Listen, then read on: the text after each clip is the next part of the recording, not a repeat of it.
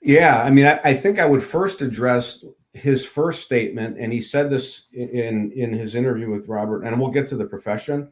But let's start by addressing his first assertion, which is more fundamental.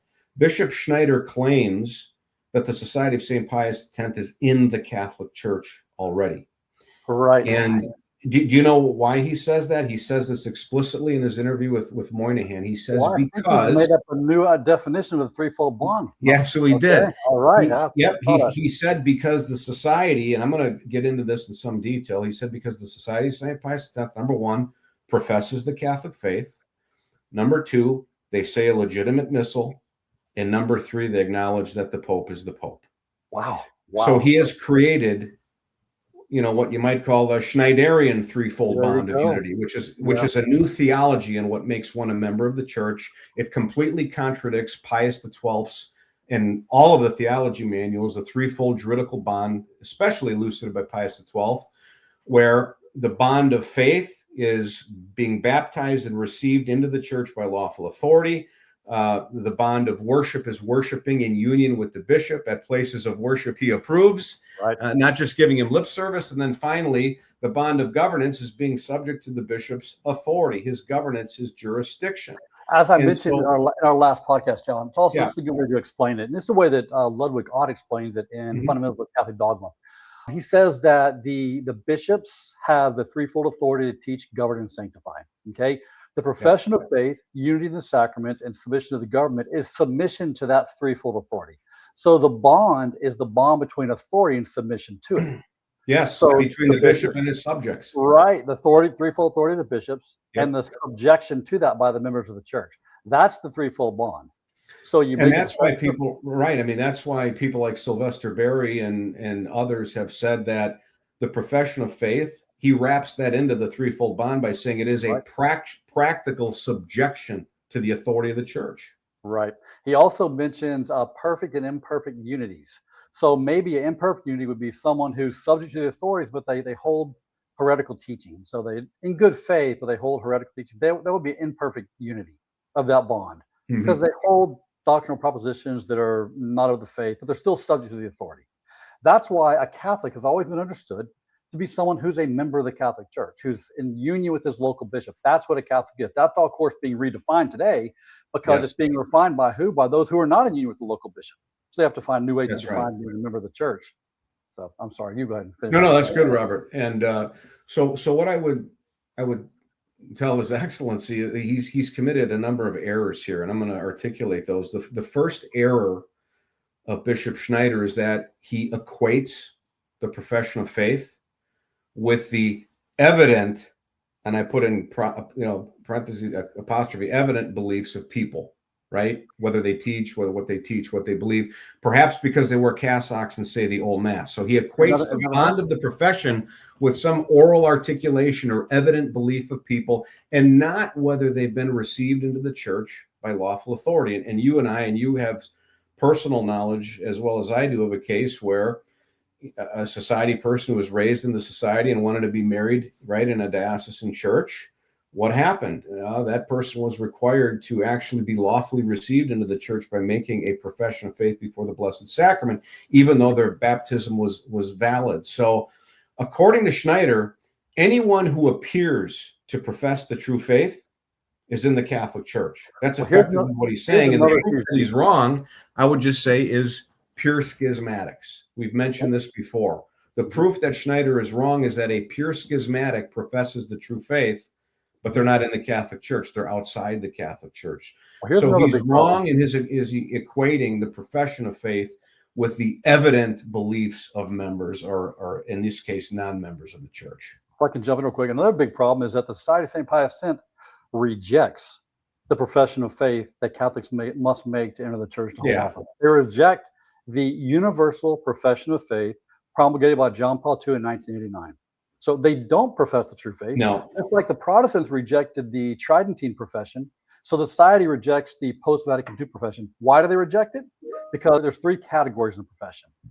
The profession consists of Nicene Creed, followed by three propositions that you make. One essentially says, I submit to all the dogmas. I give the assent of faith to all the dogmas. The second, I give the assent of faith to all the propositions proposed definitively by the church, but not proposed as revealed truths. So they're still proposed infallibly, but not as revealed truth. The third category is I give religious assent to doctrinal propositions enunciated by the Pope or by the Pope together with all the bishops. The third category, Lefebvre rejected. Lefebvre claimed was a novelty of Vatican II. Because of that error, in reality, that's in all the manuals, all the pre-Vatican II manuals. Yes. But because Lefebvre rejected that, the society also rejects that third proposition, and therefore they reject the profession of faith as a whole. That's why they reject the profession of faith, because of Lefebvre's error. Yep.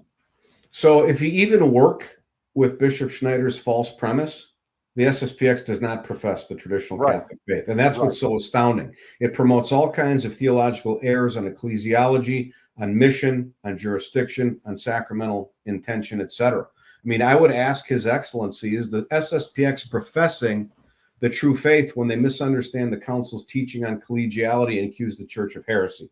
Right. Is that professing the true faith? Or what about the council's use of subsistent when the CDF has already condemned the SSPX's interpretation of that, or at least what they allege the church means by it? Are they professing the true faith then? Is Father Pagliarani professing the Catholic faith when 2 weeks ago he said that all of the parishes throughout the world do not provide ordinary means of salvation? Your Excellency, Bishop Schneider, is Father Pagliarani professing the true faith when he says that? Are they professing the true faith when, as you said, Robert, they reject the church's profession of the faith? Again, the problem with Schneider is he equates the bond of faith not even with true teaching, but rather with the celebration of the TLM. That's what it appears to me to be the case here, because the SSPX rejects traditional teaching. Actually, and it doesn't bother Schneider in the least that the clergy of the SSPX don't even have the faculties to say Mass. Yeah, actually, I think Schneider has actually embraced the society's errors. He interprets subsist the same way the society does, as meaning the Church of Christ subsists in the Catholic Church and also in other churches. That was condemned by Rome in 1984 because a modernist theologian wrote a book arguing that. So Rome condemned it, saying, no, that's false. That's not what it means. What subsist means is that there's a perduring subsistence. The Catholic, and that's what the Latin term means in theology. It's not a subsist inside and also subsist out. It means it's a perduring subsistence. The Church of Christ subsists in the Catholic Church, the church consisting of the Pope and bishops union with them, and it always will subsist in there, which actually condemns one of Lefebvre's errors, because he says the Conciliar Church, the Pope and bishops, is not the Catholic Church. So that actually condemns one of Lefebvre's errors. Think about it, right? Yeah, absolutely. Yes. No doubt about it. The true proposition, the true way that's formulated, which society would actually agree with if they accepted the church's interpretation, actually refutes their own position.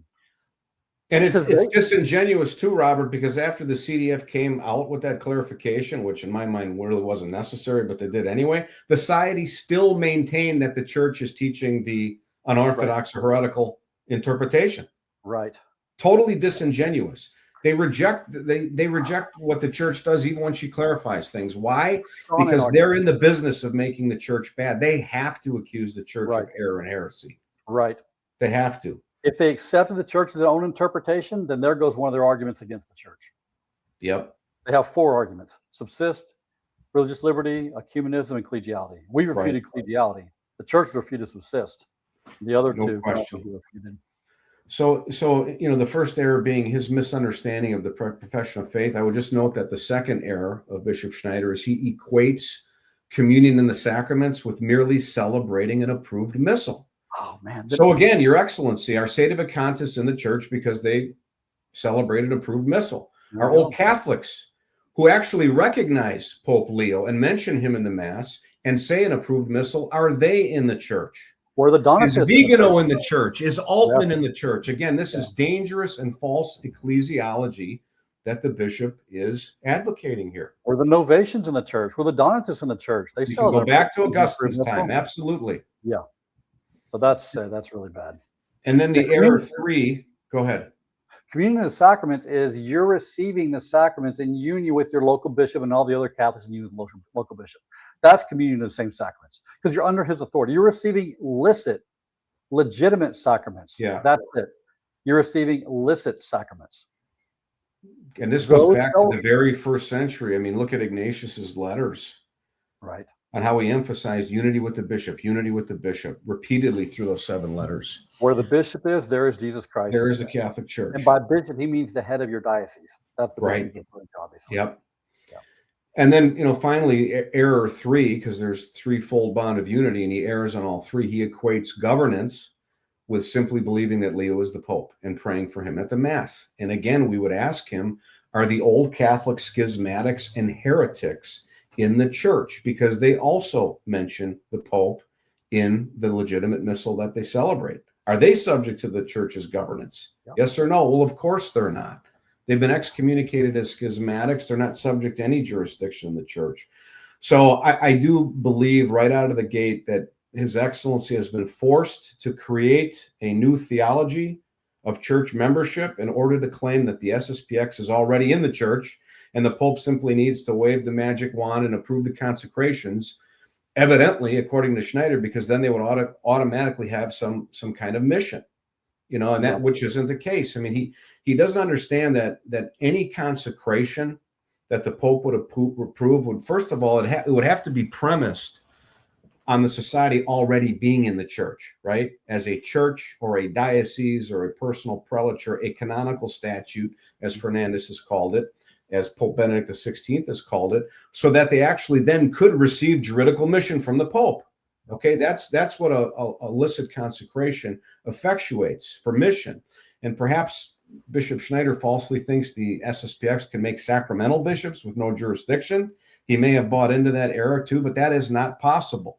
I mean, that concept, Robert, of making sacramental bishops who have no jurisdiction and can wander around the world and do whatever they want, that is the new religion. That is the new religion of the false church of tradition. Yep. I would also ask Bishop Schneider if he believes the non-sedevacantist independent chapels are part of the Catholic Church. These are independent priests, independent of what? Of the Catholic Church and of anything else. Yeah. They're by themselves. Are they part of the Catholic Church? Do they recognize the Pope? They celebrate a legitimate missal. So what criteria would they not meet, Bishop Schneider, to be in the church according to your understanding of the church? Because society is in the exact same situation as them. The only difference is the society is an organization outside the church. They're independent churches outside the church. The society is an independent organization outside the church, not part of the Roman Catholic Church. It's not part of the Catholic Church, as we explained in the last episode. So they're a non-Catholic sect. Society is a non-Catholic religious entity. How is the Pope going to approve bishops for non-Catholic entity whose job is to discredit the Catholic Church and accuse it of heresy?